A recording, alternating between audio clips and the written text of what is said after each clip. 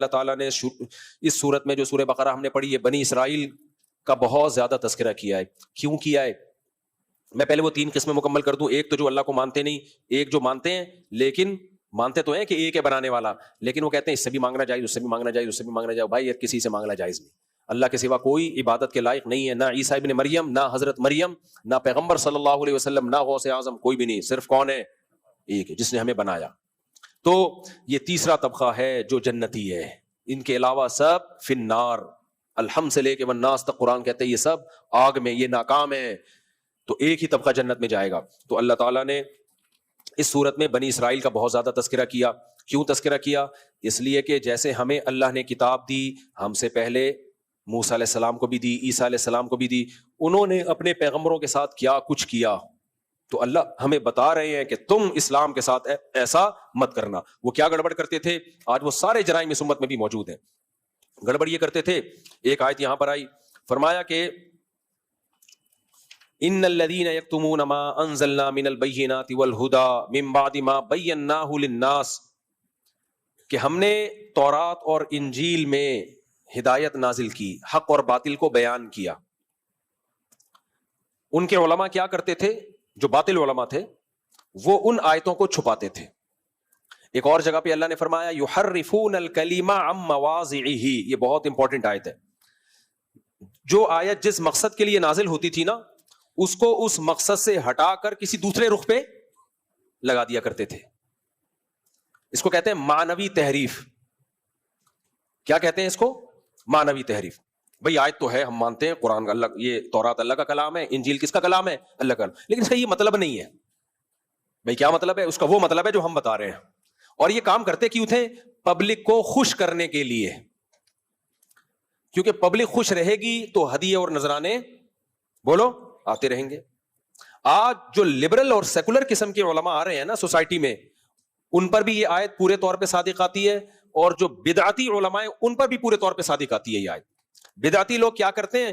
قرآن میں جو توحید کی آیتیں ان کا مطلب اٹھا کے چینج کرتے ہیں, تاکہ یا رسول اللہ مدد کے نعرے لگتے رہیں, یا علی مدد کے نعرے لگتے رہیں, لوگ ہمیں عاشق رسول کہہ کے ہدیے اور نذرانے دیتے رہیں. حالانکہ قرآن کہتا ہے قل لا يعلم من في السماوات والارض الغیب الا اللہ, اے نبی کہہ دیجیے غیب کا علم اللہ کے سوا کسی کو نہیں ہے. کتنی واضح آیت ہے. نبی سے بار بار وہ پوچھا کرتے تھے کہ آپ بتائیں, آپ یہ چشمے جاری کر دیں, آپ بتائیں قیامت کب قائم ہوگی. تو نبی نے فرمایا کہ انما انا بشر مثلکم, میں تمہاری طرح کا انسان ہوں. بھائی انسان کے پاس مستقبل کا علم نہیں ہوتا. جو باتیں اللہ مجھے بتا دیتا ہے تو میں بتا دیتا ہوں, مجھے کیا پتا قیامت کب قائم ہوگی. اور تم جو مجھ سے پوچھتے ہو کہ چشمے جاری کر دیں اور یہ باغات پیدا کر دیں, حل کنت الا بشر رسولا, میں تو صرف بشر ہوں اور اللہ کا رسول ہوں, انسان ہوں.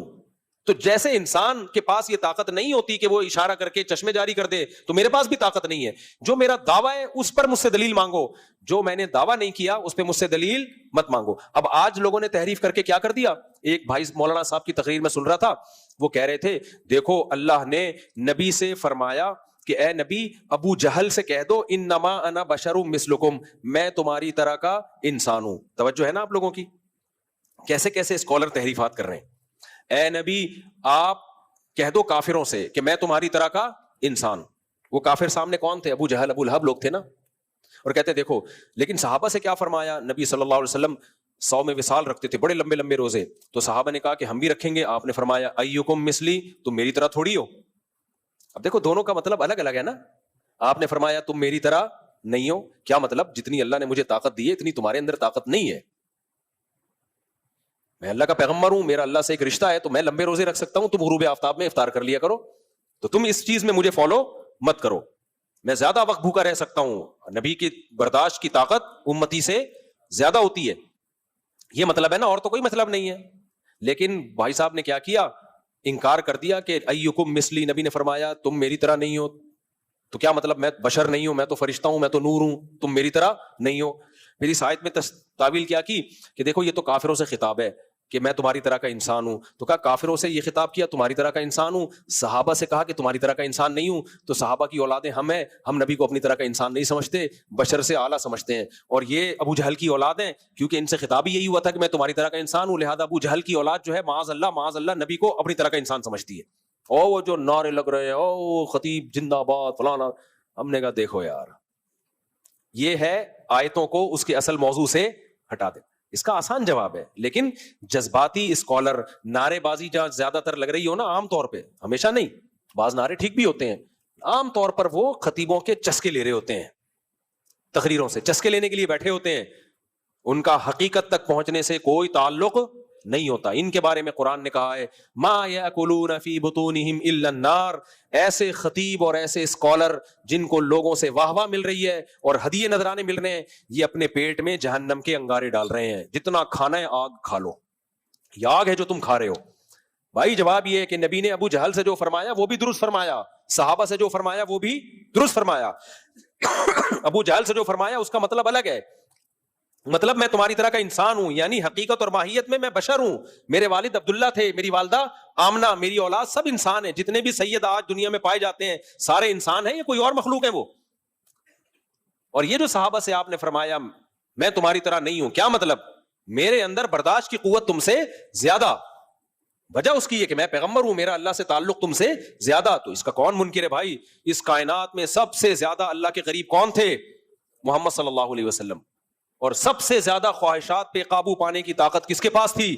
محمد صلی اللہ علیہ وسلم کے پاس. تو یہ کمال ہے آپ صلی اللہ علیہ وسلم کا. لیکن کیسے خطیب نے ان کو گھمایا. تو اس لیے میرے بھائی مشرک کی مغفرت کا کوئی چانس نہیں ہے. لوگ ہمیں کہتے ہیں آپ اتنی شدت کیوں کرتے ہو، مشرک جہنم میں، مشرک